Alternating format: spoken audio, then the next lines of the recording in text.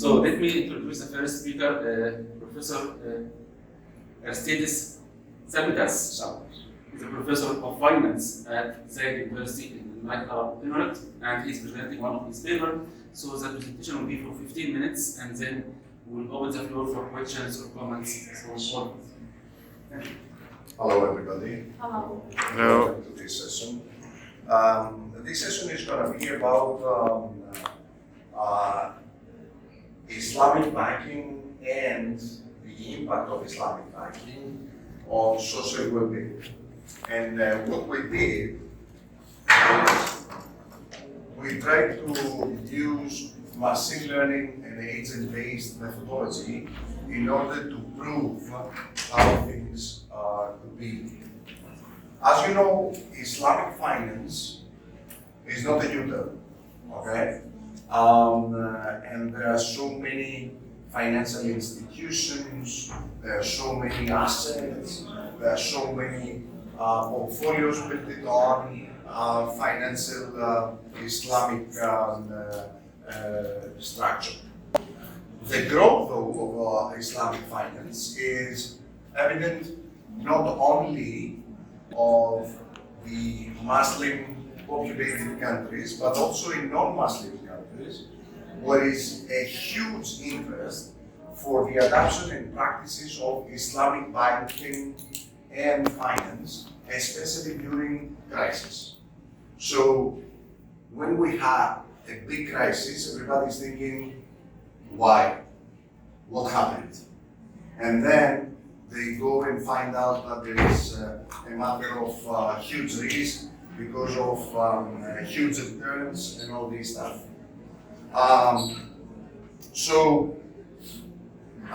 Following the increasing popularity of Islamic finance in all these products, there is a huge interest among researchers to examine the financial and economic consequences of implementing the basics of finance, Islamic finance, to all portfolios. So it is important, this is what we thought, to examine the effects of a generalized implementation of Islamic banking principles on the efficiency of financial sector.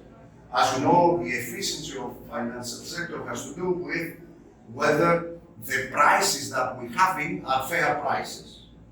So struggling to get fair prices, we need to go through the Islamic finance and research on all this stuff. So we utilize an agent-based framework to simulate the banking sector. We simulate banking sector having in mind that we have the banks, the government, all the intermediaries, and of course the agents. Okay. In addition, we implement a machine learning algorithm to generate happiness functions for individuals and to examine the results of Islamic banking on what? What we care mostly. We care about social welfare. We care about improving happiness and give people the proof that they can invest and at the same time feel happy, okay? And not feel great risk. Yeah. So finally, we examined what we call profit-loss sharing paradigm and assess its ability to deal with banking crisis. In the future, we had so many crises, most of them coming from banking volatility. Very soon in the future, we're going to have more crises coming. So we have to consider that banking crises are propagated to the real economy in various combinations of Islamic and conventional banks. So what we do is to show that under Islamic banking, the transmission of financial crisis to both economic activity and social welfare is greatly reduced. So I'm saying that because now is a very volatile period because of what is going on in Ukraine, what is going on to the oil prices, what is going on in the United States and China trade. So you have to expect that in the future, new crises will come. And these crises will be hit all the economies really hard. And the question is, really, Islamic finance can help us to having more moderate returns. Islamic finance provides a set of products and services that are designed to comply with Islamic law, Sharia. Similarly, conventional banking institutions have begun offering lots of products which are targeted to Islamic and non-Islamic buyers. Islamic banking differs, as you know, from conventional banking into two important aspects. First of all, we have charging interest, and secondly, we have profit and loss sharing. As you know, in Islamic banking, charging interest is something that is not very convenient. And customers of an Islamic bank share profits and losses with the banks. Okay? So it's all about happiness. And if you go through the economics of happiness, you're going to see that it's going to be a very extended literature review. And the research field links to economic policies and what we call societal welfare. Regardless of the definition, we've shown that most common principal components are financial distress and income. Financial distress means that we feel very stressed because high volatility, or because we lose the level of income that we expect to have. Okay? So, commonly quoted components here, apart from demographic factors, are the GDP, unemployment, and inflation. Especially now, because of inflation, we hear that all the countries having huge economic issues because of inflation. But this is another trick. Inflation is always there, and the economic poverty was there, and inflation is a good trick to go a bit lower and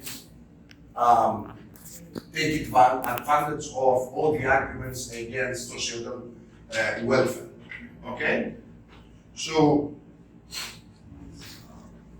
what we did is we used machine learning, which is a new trend in financial empirical literature and refers to specific class data science models that typically combine traditional econometric techniques and learn from the underlying data, improving their performance over time.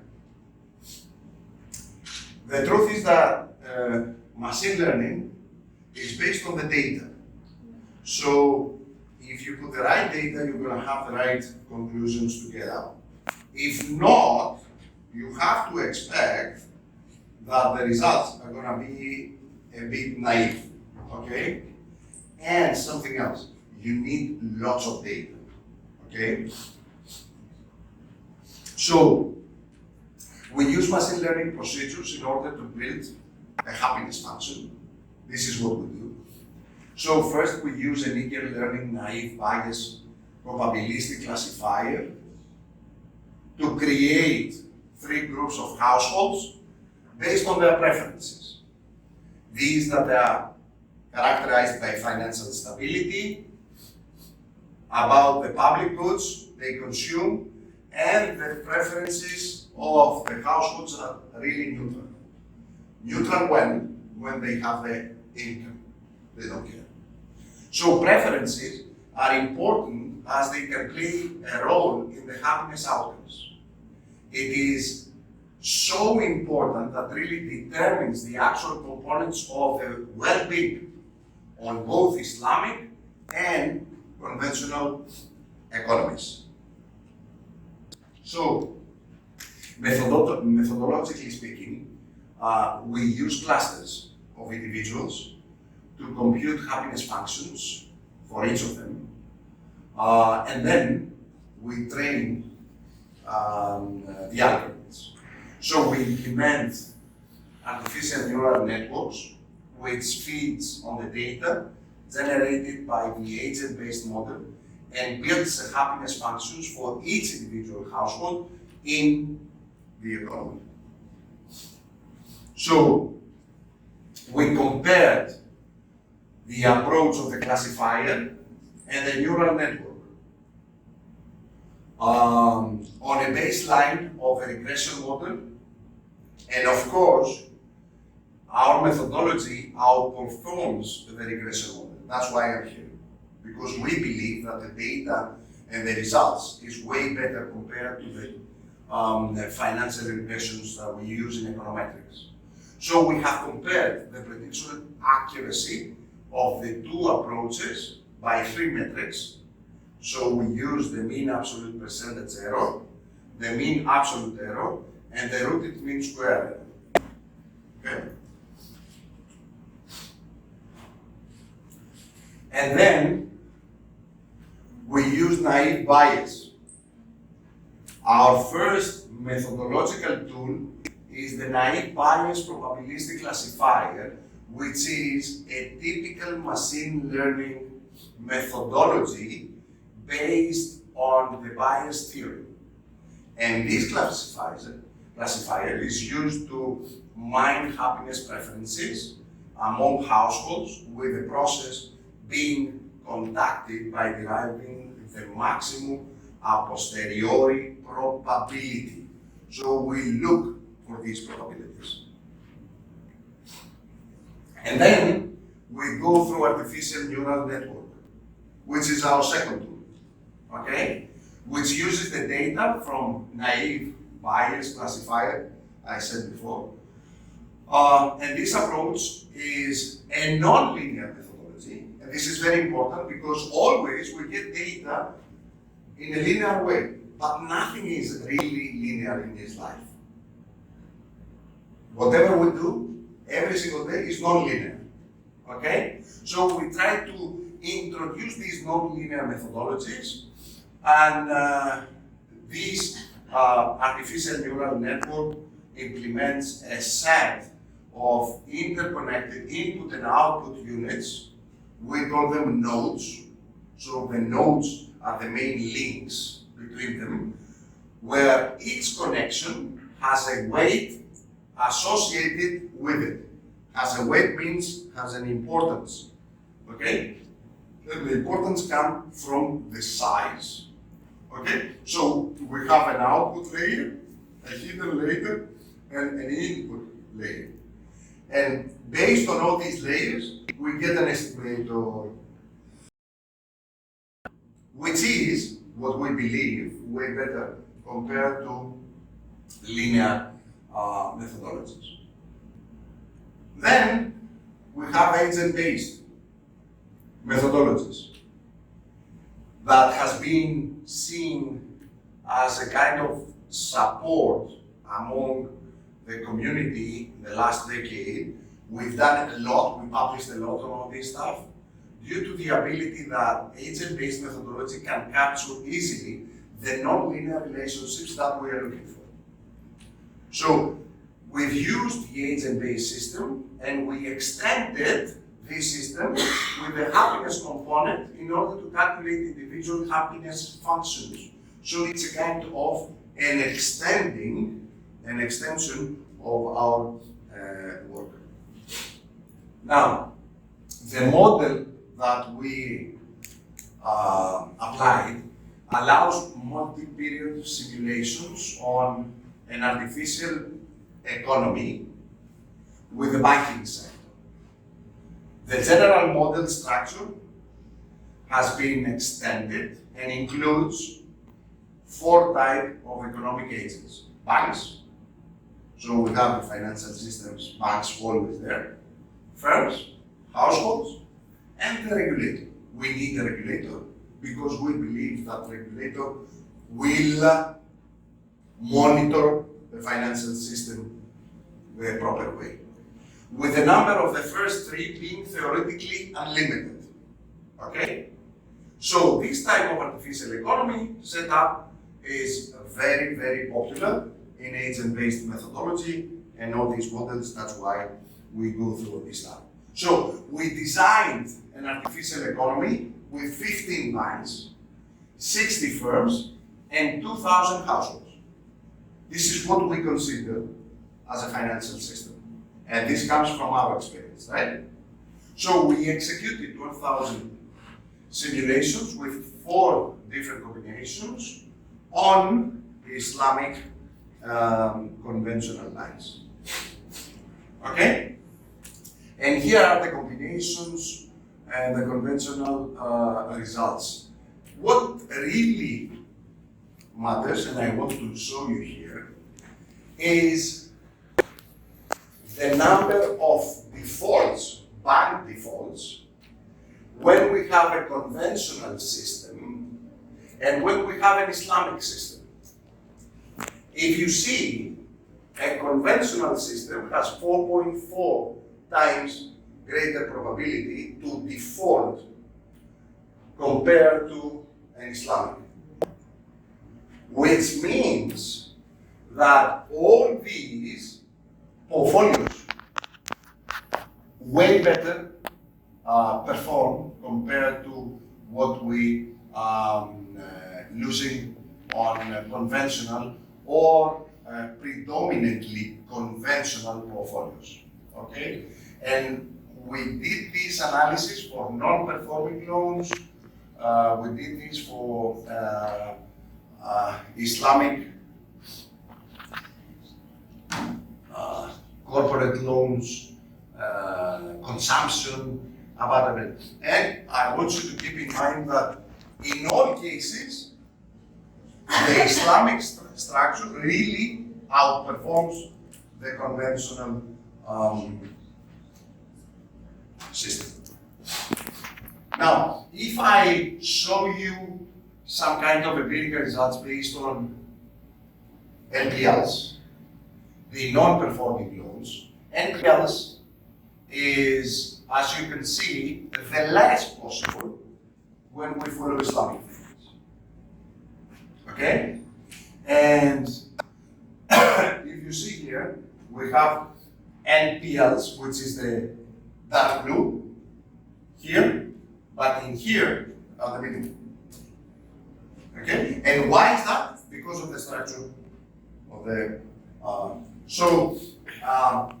empirically, we make a comparison of all these NPLs in real economies and artificial economies. And artificial economies are the economies that we consider based on the financial system, how we think, okay?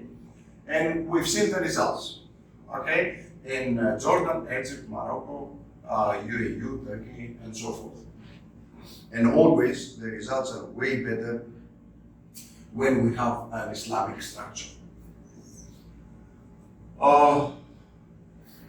In here, you see the conventional portfolios, you see that the high yield securities having a huge percentage compared to the rest, which do not really exist in case of Islamic portfolios. Anyways, I have so many results about all this stuff, but I want to focus on the happiness levels, which was the reason why we started this lovely research. And you see that the subjective well-being is way bigger to the Islamic structure economies. So,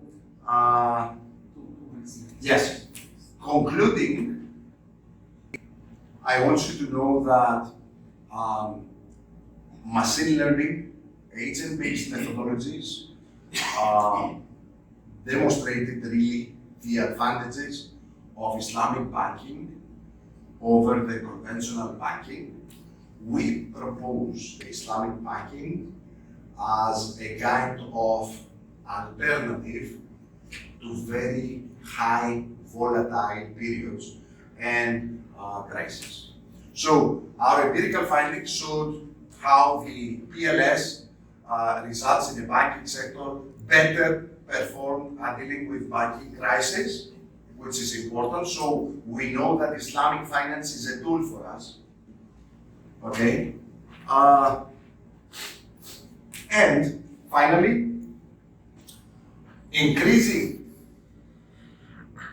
the number of Islamic banks in the banking system really limits the bank lending activities, gives more power to the economy, more trust to the economy, and people could easily invest when they have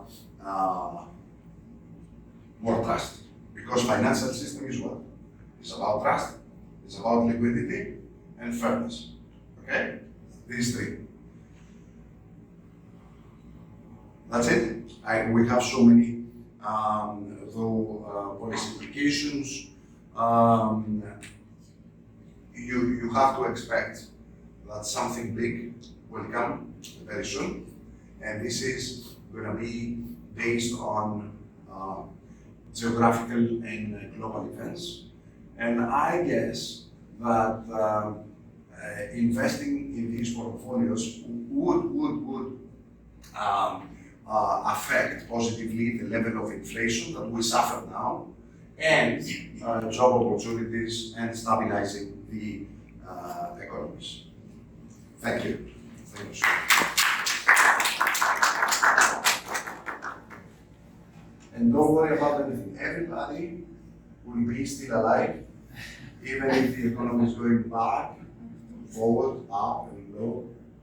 Thank you, Alexis, for the excellent presentation and for the interesting topic. I think the motivation and the contribution to the topic is very clear. What's not clear to me is how do you measure happiness? What are the variables you need to measure happiness? There are some kind of indexes about happiness that are kept by international organizations about, there is a happiness index. So we follow this happiness index. And what's the validity of this index? For instance, the happiest country this time worldwide is Finland. This has to do with the educational system, has to do with the level of income, has to do with public management, how easy, for instance, is to get a paper from public administration and stuff like that. And also from your presentation, it's not clear to me what sample you focused on. Is it cross-country study?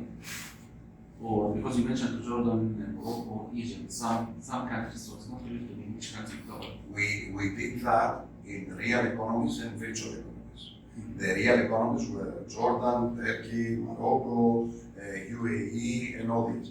And we also had a virtual economy which constructed based on our experience how many banks, how many households, and all this stuff in order to get the best results. So we had both. Both? Yeah. And what are the limitations of your study? The main? Limitations. What do you mean limitations? How to improve this one? Next step.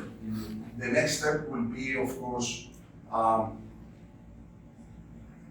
when you use algorithms and when you make your own artificial systems, of course, is very, how can I say, personal, the way that you see things. So I guess if you manage to have really good macro data, and you can use these macro data, like happiness index and all this stuff, would be a security that these results are good. But when you make your own propositions, sometimes it is not always the best. But what we do, we cross-check again and again with other publications and see. So it would be nice if we had all these regionally. For instance, in Europe, in Africa, in Asia, in North America, and see. Okay, thank you. Thank you very much for this presentation. I have a question. You have find a big difference between Islamic bank and conventional bank, but the question is how you can explain this. You can explain this by you have two different paradigm, two different philosophy, or I think if you introduce the risk, the concept of risk. Generally, the Islamic bank takes less risk than the conventional bank. For this reason, Islamic banks have not many problems. Yes. And if you analyze the efficiency or the performance, and I make a paper, you find that the conventional banks is more efficient than Islamic banks. Maybe. What's your My opinion is if you go more moderate, less risky, like in Islamic finance, of course you have to expect that you're going to lose less. Conventional banking means that you take the risk and you can understand about the risk. So I guess people doesn't really know what is volatility, how to calculate risk and all this stuff, and sometimes they follow backers without any kind of understanding the level of risk. But in that way, if you can understand the level of risk, conventional banking is going to be great, but you have to know how to manipulate and how to manage risk. Otherwise, go more moderate, go to Islamic. This is what we say. Because it's all about risk. thank you. Yes. Thank you for the presentation and your knowledge on the work. It's really great work. However, I want to clarify the methodology. I want some clarification. As I see you have a hybrid methodology based on econometric models and machine learning models. So you, in the first step, you have classified into three categories: natural, and you put these classes, and you use the neural network to predict or to find the reference function or to have features. Well, this that I don't understand very well. First of all, what we did is we went in conventional ways with linear econometric models. As you know, from econometrics, we have these lovely equations, and all this stuff. And then we thought it would be a good idea to have non-linear ones.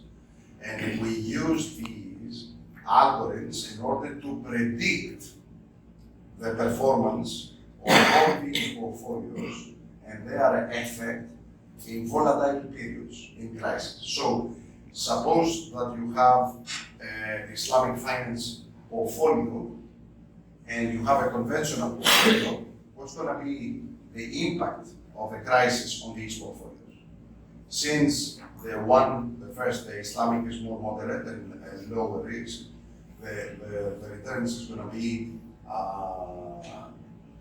not very high, but you will have big damages. In the other case, when you have conventional and you have a big crisis, you have to expect that you're going to lose money. So what we did is kind of predictions on all this. So you have obtained an estimation Yes. of you have three classes. Yes. These three classes are put in neural network. You have obtained an estimation of what? Estimation of? Yes. From the input, Yes. What do you estimate? The result. This is exactly what I said Yes, at yes. the very beginning. All these here, right? This is like, we don't see Abstract. I want to understand the methodologies.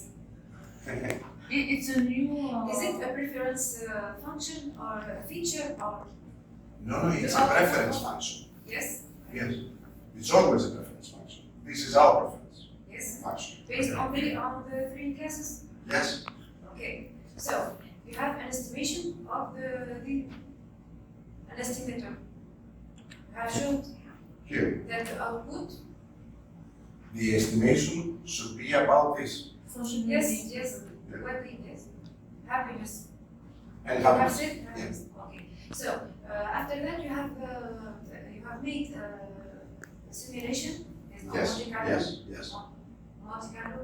You have used Monte Carlo simulation. yes, Okay. So you have many scenarios. exactly. Yes. And you are based on agent. The agent Based represents yes represents the conventional and Islamic banks. Yes, exactly. No, the agent. I think the agent is the regulator, the bank, and Yes. it's not. It's a agent-based methodology. We have not only the banks and the households, we have the regulators as well. So we simulate the financial economy. system, Yeah. the financial economy with different agents, and each one has a specific role in this. Yeah, we consider we have a very specific algorithm that What we is the use. model used in this simulation? I can show you papers that we had in the past that we say that always there is a banking system and the mediator are the banks, the households are around, and we also have a regulator as monitoring the system. Okay, and then you consider that you have 2,000 households. This is by default. This is what I think. I have 100 banks. I have one regulator, and okay. So these numbers are coming from my experience. This is not the model that we use. It's very easy though.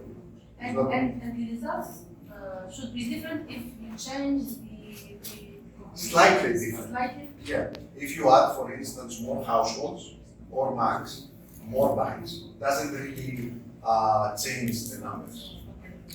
Okay, so Simple question. last simple question. Okay. Okay, you talked about machine learning, and you said that we need a lot of data to test our application. How much we can say is sufficient? The minimum number of simulation.